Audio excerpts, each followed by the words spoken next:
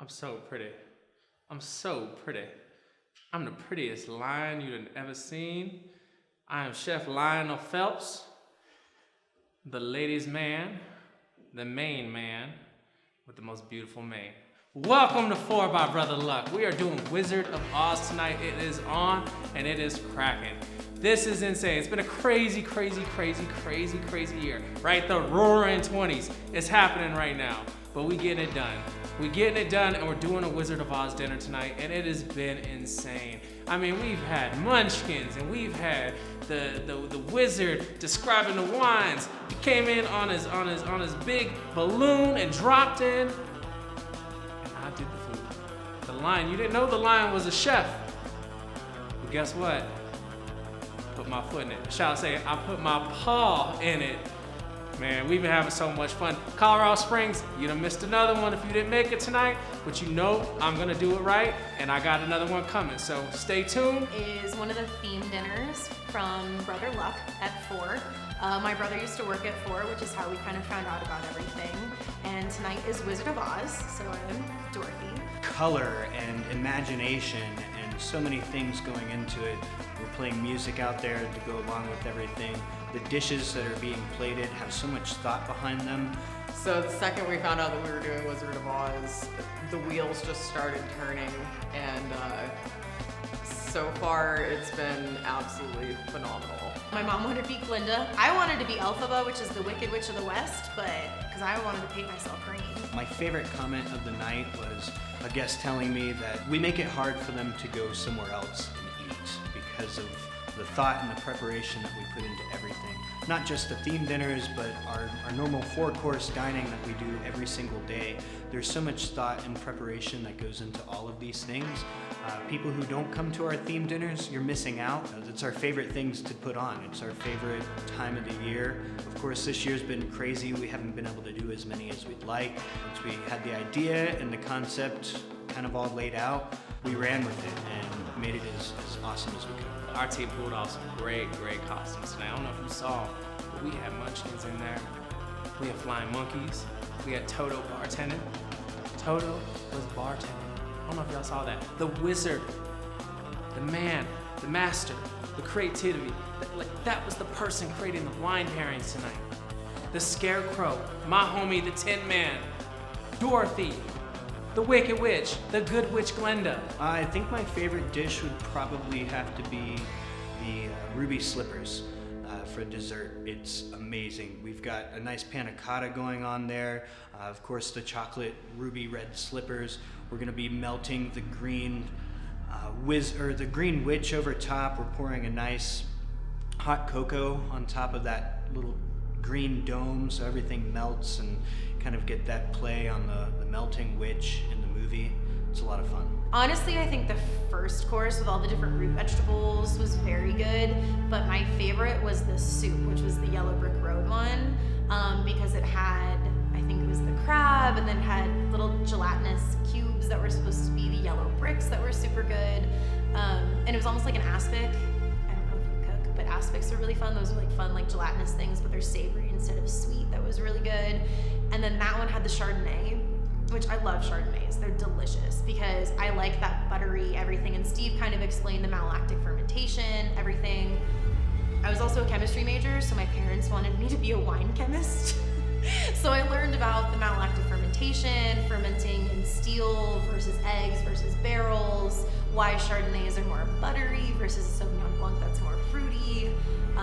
So I like Chardonnays as well as my mom. My dad likes the fruitier ones, but the butteriness went so well with the soup and everything. It looked like a butternut squash soup, but it wasn't, which was kind of funny. But yeah, with the gelatin and the crab and everything and the lobster, it was phenomenal.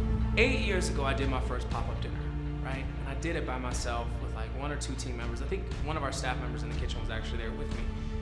But I did everything, right? From thinking of the decor, to setting the tables, to figuring out the cocktails or the wine pairings, to writing the menu, and I did it all by myself. The difference, here we are 8 years later, is my team is here, and they are creative. I hire amazing skill sets and amazing mindsets. Our team thinks so far outside the box, so when I challenge them with an idea and I say, hey, we're gonna do a Wizard of Oz dinner, what do you think?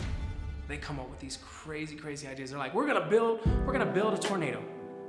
We're gonna do what? They're gonna build a tornado, and they did. There was a house on top. There was a cow on the tornado in the middle of the restaurant. We had a tornado in the restaurant. Nobody got evacuated. Steve is awesome, or Sauce, whatever you call him. Just because I've learned a lot about wine, especially going to school in wine country, and it's somewhat very difficult to pair food because wines have so many different aspects to them. I also lived in Spain, and their wine country that was very different. And pairing it with food is very, very difficult because food has so many different layers to it as well as wine. So getting something that hits on all the different layers of food and wine and get it to pair together is something extremely difficult, and they have been phenomenal. So this wine dinner has been wonderful, and then the French wine dinner, the Spanish wine dinner, the Harry Potter dinner, to have a different wine go so well with every single course, it's extremely unique, and I haven't found anything like that in Denver, let alone just anywhere in Colorado. So I really, really enjoy that in Colorado Springs, and I don't know how he finds the wine. I would love to know, just so I could get more, but it's absolutely phenomenal. Steve Kander is an essential part of our team here at 4 by Brother Luck. I can't imagine doing a themed dinner without him. He brings so much to the table, so much knowledge, and so much experience with these dinners and what we put in front of people. He can talk about a wine and make you taste things and smell things that you never would think just by him explaining it and what his passion about it. It just bleeds into everything else that he puts out. So one of my favorite pairings that Steve actually put together tonight was the Chardonnay course, right? This Chardonnay that he picked was buttery, and it had a lot of butterscotch in it, had a lot of malolactic, it had a lot of baking spices. And when you taste it at first, you're like, wow, that's a very strong California Chard. But when you tasted it with the dish, that all changed. And the reason that changed is because we brought out so many unique flavors of the corn, right? Different elements of toasted and caramelized and simmered and charred. All of that was brought together into one dish. And then we also added a unique salinity with the lobster. So you got that salt water snuck in there, and it changed everything when you paired it with all those caramel notes of that wine. That was one of my favorite pairings. That was a beautiful pairing. They were all good, but that was the one that stands out for me. First of all, thank you for hiring my brother. He has kind of checkered past with the law and all of that kind of stuff, and I think brother was really huge into rehabilitation and helping people that are down on their luck and everything, and giving my brother a job that he absolutely loved was huge for our family, as far as kind of bringing all of us back together.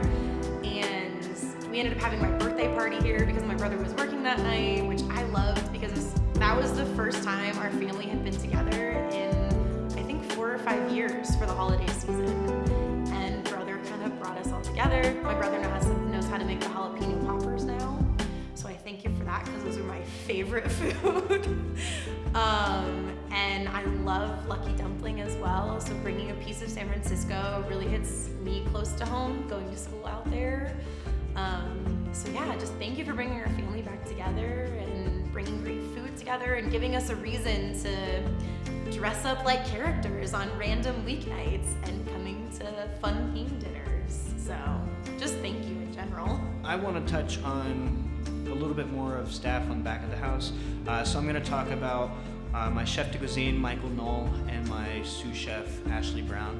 Chef Mike continuously surprises me whenever it comes to his ideas and his thought processes and what goes into making these dishes.